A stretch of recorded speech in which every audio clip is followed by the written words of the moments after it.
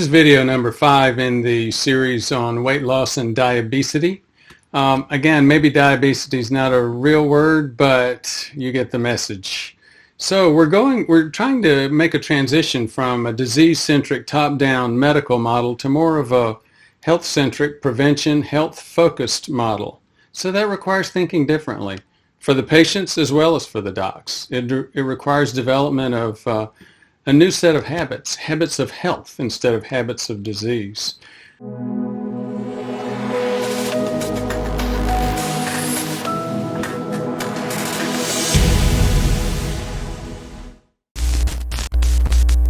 What are some of the things that we need to start thinking about, and what sort of habits should we be thinking about changing? Well, back in the 60s, Ansel Keys said, get all the fat out of your diet. Now we've flipped back and said, no, eat butter. And I do think there's a lot of validity behind the carbs. In fact, we'll talk about that in just a minute. But what are some of the other new concepts? I caught a lot of grief from a viewer named Ford F-150 for mentioning the potato diet. Well, Penn Jillette lost 100 pounds eating nothing but potatoes. Potato diet is not my go-to diet, but Penn Jillette being 100 pounds less, the thinner Penn is a heck of a lot healthier, even if it took potato mono diet to get there. So in some ways, I think we focus way too much on maybe macronutrient and other theories, paleo, oh, you name it. And sometimes that's fiddling while Rome burns. As you may remember, I did a video on the 3 big mistakes, and mistake number 1 is admittedly a macronutrient issue, but it's a little bit different from just saying, I do low carb, I do paleo, or do whatever. You need to know, can you metabolize all of the macronutrients? There's only 3, protein, fat, and carbs. The vast majority of us, by the time we get age 60, cannot metabolize carbs. The sugar just remains in our bloodstream.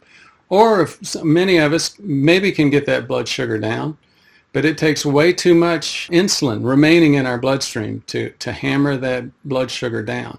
And the vast majority of us have no clue that we have insulin resistance. Over 90% of the people that have insulin resistance, prediabetes, metabolic syndrome, don't know it. So what's mistake number 2? Again, focusing too much on, okay, I focus on carbs, keto, paleo, 5-2, clean, etc., and all the while thinking that a BMI in the high 20s is okay, or even mid-20s. We're getting heavier and heavier and heavier. Now, I know what you would say. Look, well, BMI doesn't work for me. I am muscular. I've got big bones. Well, here's the thing. Mr. Olympia, Arnold Schwarzenegger, in 1970 had a BMI of 30. So if you look like that, maybe a BMI of 30 is okay, but that's not happening for most of us. Go back and focus on BMI. Get a DEXA scan. They're available in big cities.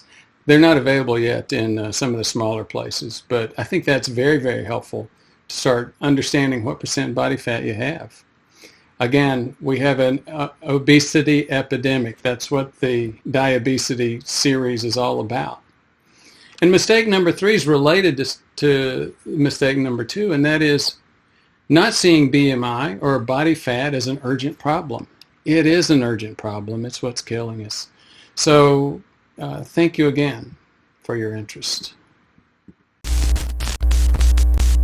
And then I always looked on PrevMed from back in when I was back in Israel, all the way through for about 7 months.